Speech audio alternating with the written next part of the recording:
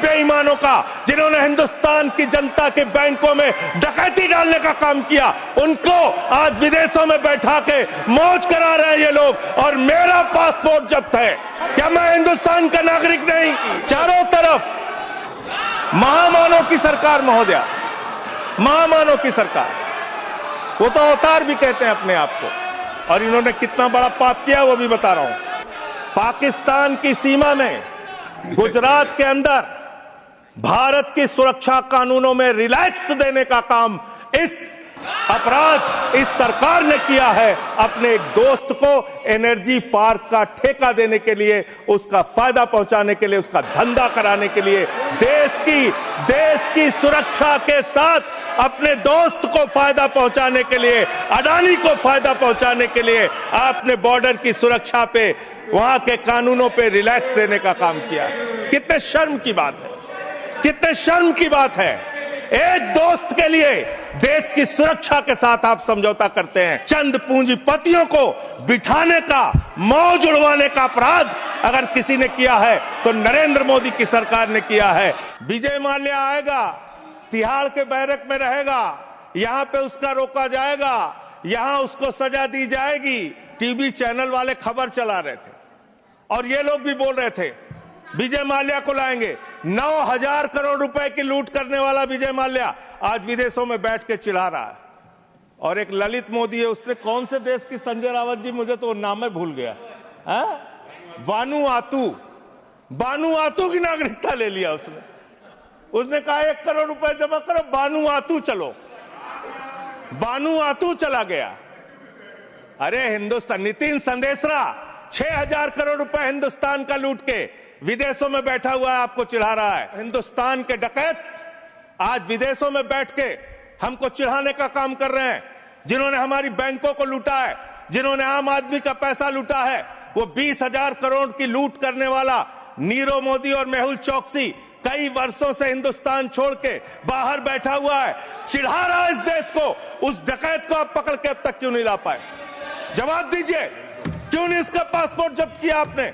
ललित मोदी आपका दोस्त, आपके नेताओं ने उसको भगाया हिंदुस्तान से। 3,000 करोड़ रुपए हिंदुस्तान की बैंकों का लूट के विदेशों में बैठा हुआ है, क्यों नहीं आज तक आप उसको वापस ले पाए?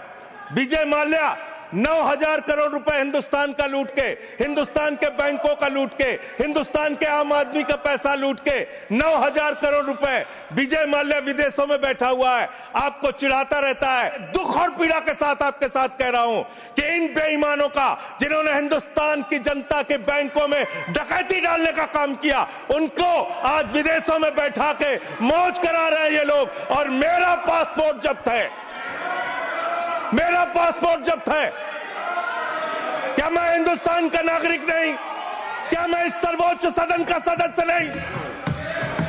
मैं मेंबर ऑफ पार्लियामेंट हूं, मेरा पासपोर्ट जब्त है। ऊपर भी मोदी जी, नीचे भी मोदी जी, ऊपर भी मोदी जी, नीचे भी योगी जी, ऊपर भी मोदी जी, नीचे भी हेमंत बिस्व शर्मा जी,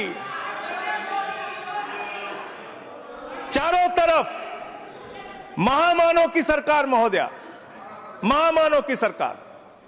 वो तो अवतार भी कहते हैं अपने आप को, और उस अवतार की सरकार में घुसपैठ हो जा रही है।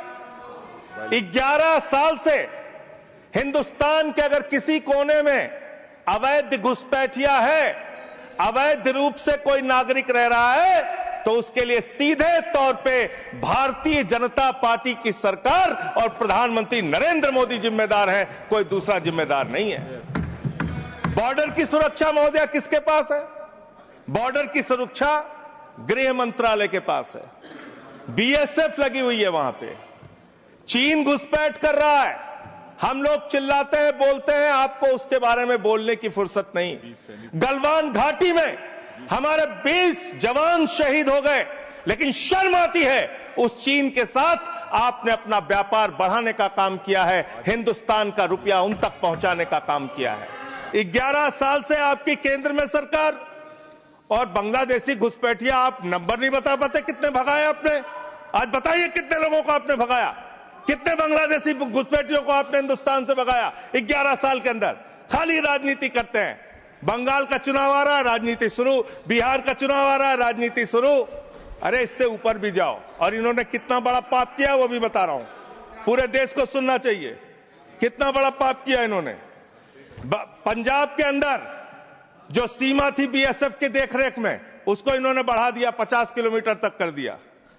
इसके साथ साथ इन्होंने tycoon profited after India relaxed border security rules for energy park. Energy park बनाने के लिए पाकिस्तान की सीमा में, गुजरात के अंदर भारत की सुरक्षा कानूनों में रिलैक्स देने का काम इस अपराध इस सरकार ने किया है। अपने एक दोस्त को एनर्जी पार्क का ठेका देने के लिए, उसका फायदा पहुंचाने के लिए, उसका धंधा कराने के लिए, देश की सुरक्षा के साथ अपने दोस्त को फायदा पहुंचाने के लिए, अडानी को फायदा पहुंचाने के लिए आपने बॉर्डर की सुरक्षा पे, वहां के कानूनों पे रिलैक्स देने का काम किया। कितने शर्म की बात है, कितने शर्म की बात है। एक दोस्त के लिए देश की सुरक्षा के साथ आप समझौता करते हैं। आप बोलेंगे आप वो लोग हैं जिन्होंने हमारे भारत के नागरिकों का अपमान किया। अमेरिका ने 144 करोड़ की आबादी वाला हिंदुस्तान, दुनिया का सबसे बड़ा लोकतंत्र हिंदुस्तान, दुनिया में भारत की बात जब आती है तो राष्ट्रपिता महात्मा गांधी से हमारी पहचान, भारत की बात जब आती है तो गौतम बुद्ध से हमारी पहचान, बाबा साहब डॉक्टर भीमराव अंबेडकर के संविधान से हमारी पहचान। लेकिन मुझे शर्म आती है कि हमारे नागरिकों को अमेरिका ने हाथ में हथकड़ी, पैरों में बेड़ी बांध के हिंदुस्तान की धरती पे पहुंचाया और आपको शर्म नहीं आई। आप हंस रहे थे, आप मजाक उड़ा रहे थे हमारे नागरिकों का। फालतू की बातें मत करो, फालतू की बातें करना बंद करो। देश के अलग अलग दुनिया के अलग अलग हिस्सों में अगर इस देश की बैंकों को लूटने वाले चंद पूंजीपतियों को बिठाने का, मौज उड़वाने का अपराध अगर किसी ने किया है तो नरेंद्र मोदी की सरकार ने किया है, एनडीए की सरकार ने किया है, आप लोगों ने किया है। आपको बोलने का कोई अधिकार नहीं है। हम राष्ट्रभक्त थे, हैं और रहेंगे। आपसे किसी भी प्रमाण पत्र की जरूरत नहीं है। आप लोगों का इतिहास हिंदुस्तान की आजादी के आंदोलन में गद्दारी का इतिहास रहा है। बहुत बहुत धन्यवाद महोदय।